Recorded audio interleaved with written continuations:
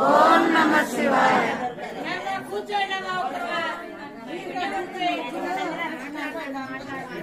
అది పచ్చికిలుగా ఉంది. మీ కళ్ళతో మీరు చూస్తే యువతలో ఏమవుతారు?